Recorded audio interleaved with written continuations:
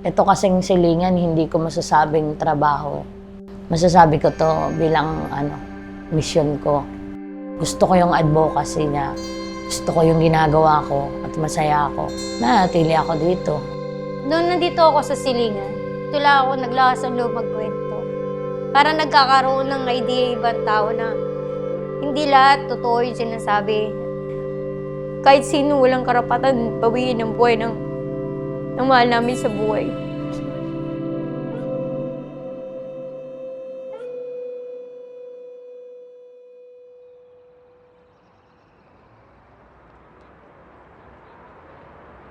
Ang silingan po ay nabubuo siya sa salitang Bisaya na ibig sabihin po ay kapitbahay.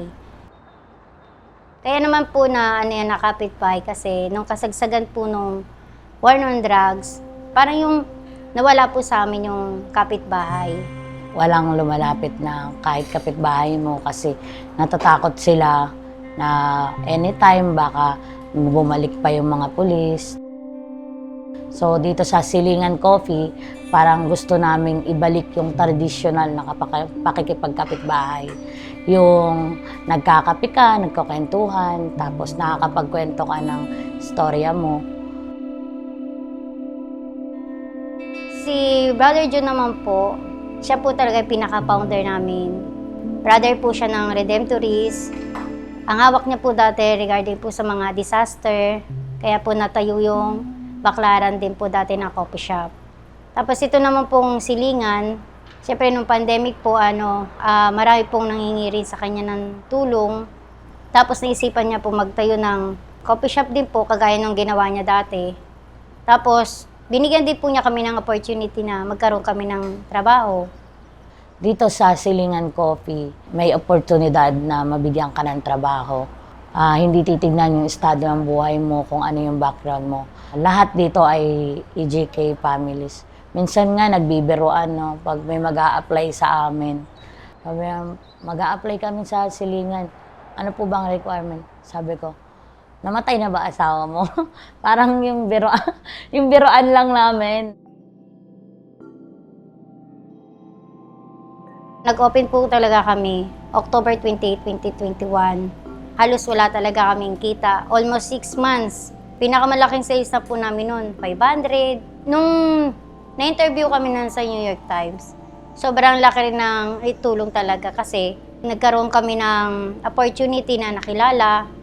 Nagkaroon din yung mga idea yung mga tao na, ay, meron pala ritong coffee shop sa Cubao na regarding sa mga AGK. Nagkaroon po sila ng mga curiosity kung totoo ba talaga kami o hindi. Tapos nung na-feature na kami sa New York Times, halos hindi kami makaupo ng mga kasama ko. Talagang aligaga kami nung time na yun. Pero nakakatuwa kasi mas gusto ko napapagod ako sa trabaho kaysa nakaupo. Sa branch namin po, ang hinahanap po talaga lagi sa amin dito, horchata. Yung horchata po kasi siya, Mexican drinks po siya na rice blend cinnamon. Ang pinakapatok sa amin yung matcha, lalo sa mga estudyante po. Like kasi sa matcha, pag sinabing matcha, ang talaga niyan, medyo mapait. Yun, sabi, yun, sarap ng matcha na yun, di lasang damo. Ate, pa-order pa nga din po ng matcha. Yung mga unang-una namin naging kaklose dito mga estudyante, mga taga-UP. Dito sila nag-home study. Tapos naging halos graduate na nga. Minsan, dumadalo pa naman sila pag di sila busy sa work.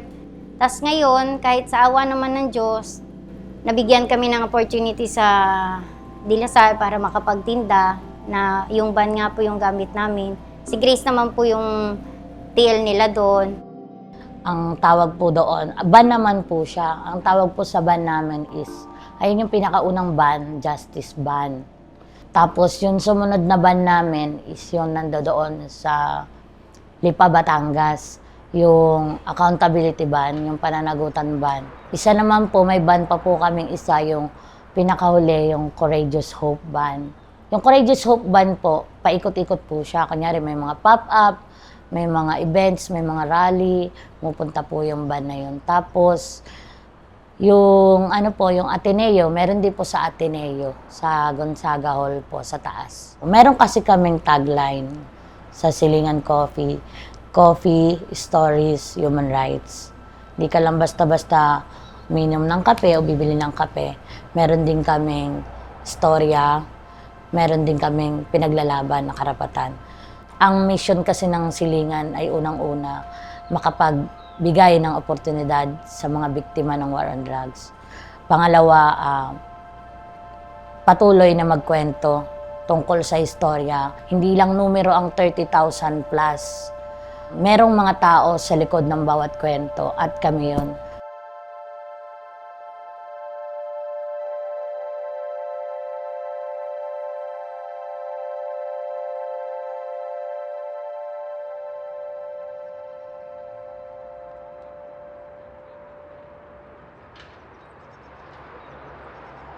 So RESBAC means respond and break the silence against the killings. It's a collective of cultural workers and artists and writers and everyone in the art space actually helping the survivors of the drug war.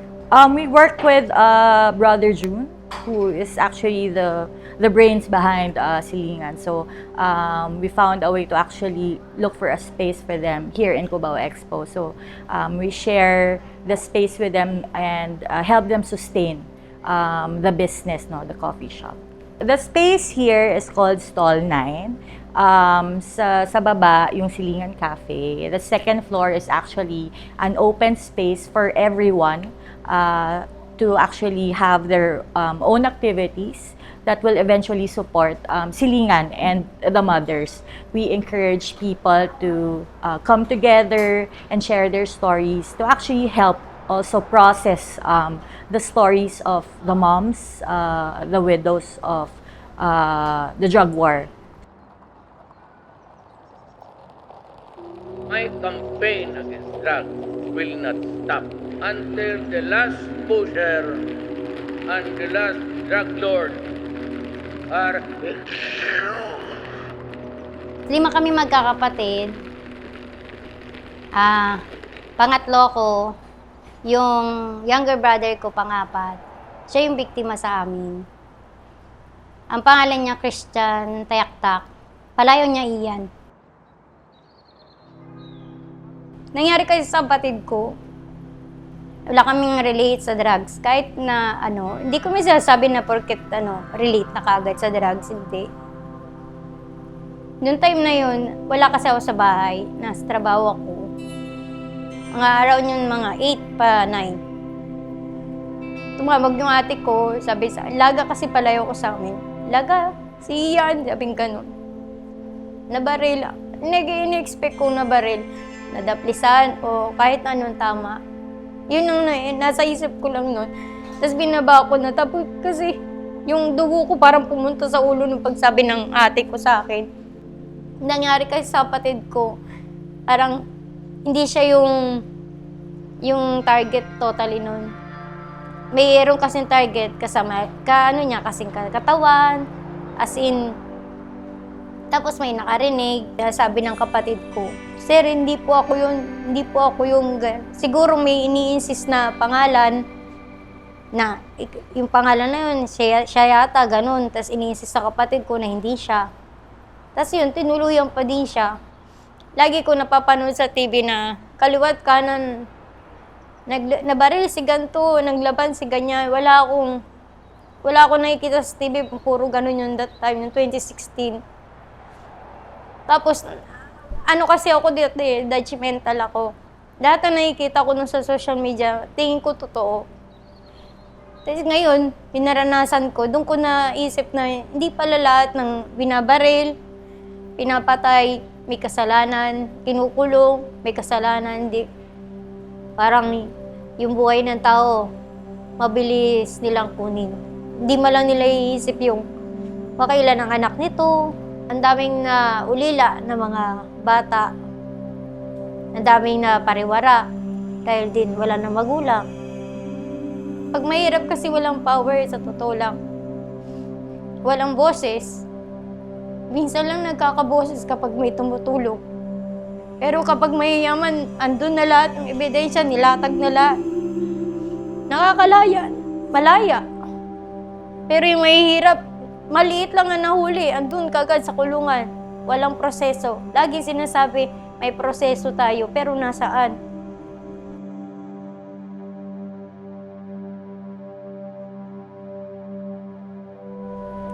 Yung papa ko po ay si Marcelo Garganta.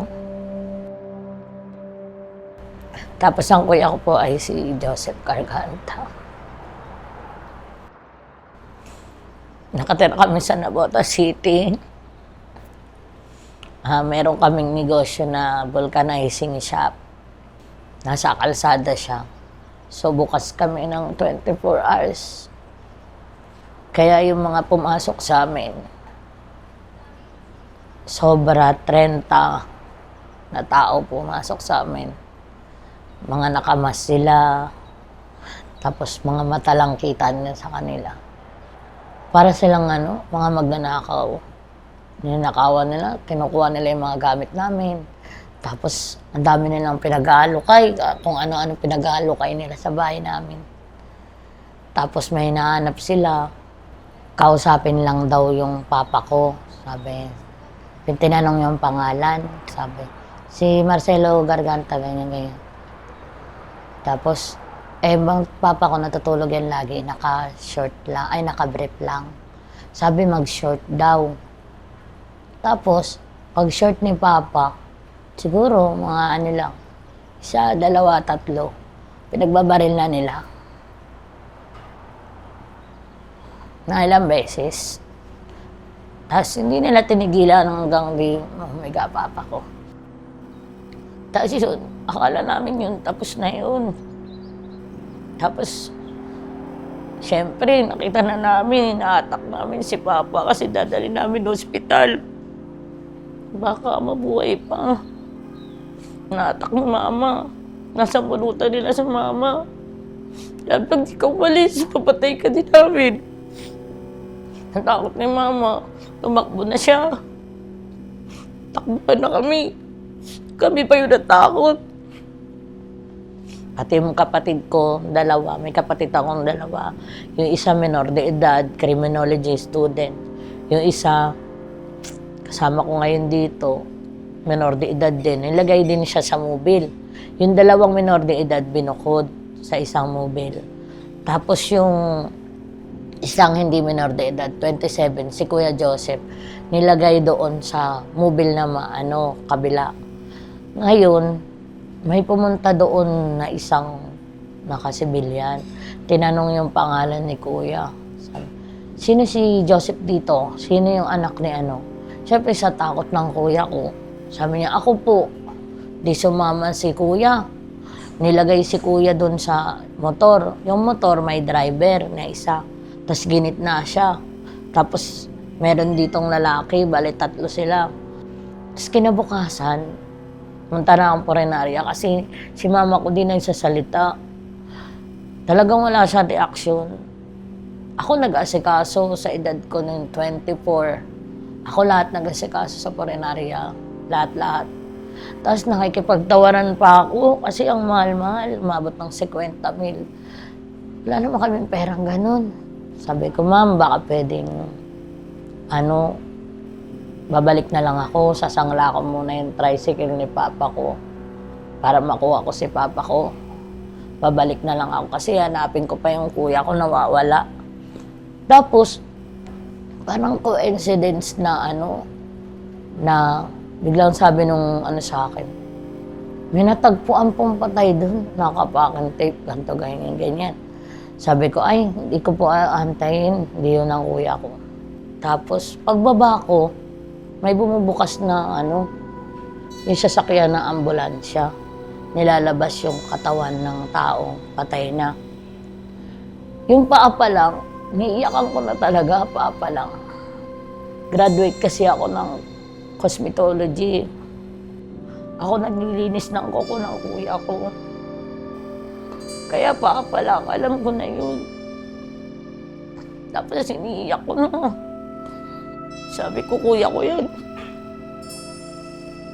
Sabi ko, kapatid ko yan. Sabi nila sa akin, buksan mo, buksan mo.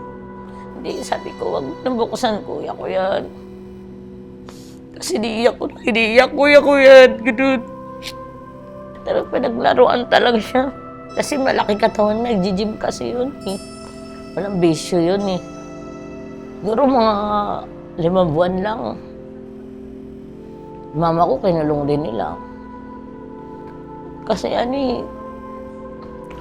nag-iingay kasi kami na lalo na yung kapatid kong criminology. Lagi yung sinasabi, alam ko yung batas, alam ko mali ginawa niyo, mga ganun-ganon. Tapos, nung kinulong nila si mama, lalong nanahimik. Binalikan din nila yung bahay ko.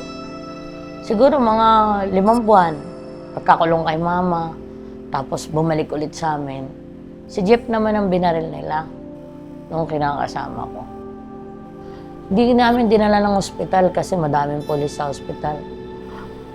Nagsariling opera lang sa sarili niya para hindi ko nga akalain magagawa namin. Kala ko nangyayari lang yun sa TV lang. Nagtago kami. Alam mo yun, ikaw na yung namatayan. Tapos, ikaw pa yung nagtatago. Basta yung panahon na yun, kahit anong gawin mo, basta sa isang pamilya, parang lahat na kayo damay-damay. Nung panahon kasi nun, talagang kapag nagsalita ka, parang iipitin ka nila. Kaya nga, kinulong nila ako eh, kasi ayaw nila ako magsalita eh. Lagi nilang sinasabi na mag-amin laya na lang daw ako. Hindi. Kapalit nun kasi pag amin laya, lalaya ka na kaagad, pero inamin mo na. Ibig sabihin, may kasalanan ka. Hindi, sabi ko hindi ko aminin yan. As long as na uma-attend ako ng 5 taon, purwisyo rin yun sa kanila. Kasi kailangan umattend sila eh. Kasi kapag hindi sila umattend, madidismiss. So yun, kada buwan, nagkikita-kita kami. Last October, nanalo ako, acquitted ako.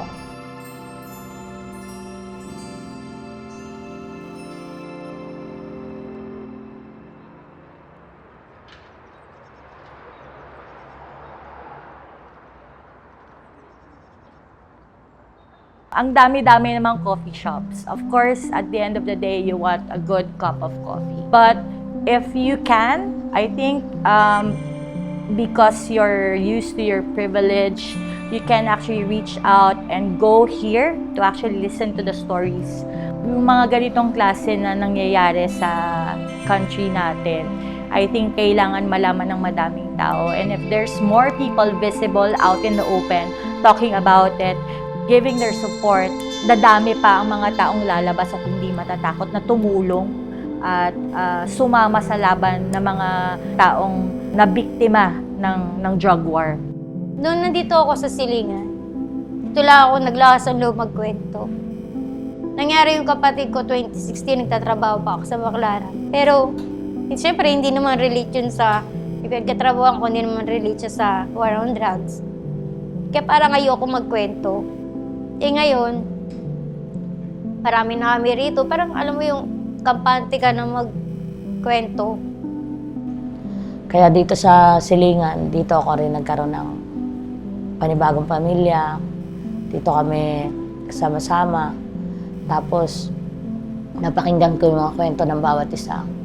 Parang naisip ko na dati kasi nung sarili ko lang napapakinggan ko, istorya ko lang naririnig ko, parang naisip ko na bakit sa akin to ginawa, kawawa naman ako, kawawa na kami. Parang ganun.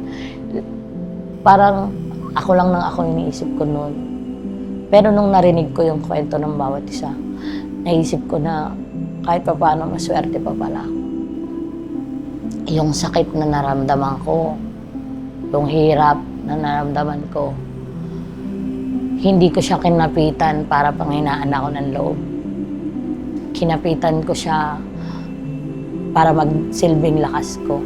If you are just fighting for human rights, hindi siya crime, no? So, dahil lahat tayo may human rights. Bottom line also, it's all about respect. So, respecting their space, respecting their lives, respecting their loved ones, and of course, at the end of the day, it's just, everyone's the same, diba? So, kailangan lang may respeto. Kung hindi natin maintindihan because we are privileged and inside our bubble. It's really all about respect. Sana maabot din natin yung iba naming kagaya ng biktima na wala pa talagang ni isang tulong na nakukuha. Hindi lang trabaho ang pinupunta ko dito. Kasi gusto ko ding maabot yung mga nanay na katulad ko. Gusto kong ako naman yung tumulong sa mga katulad ko.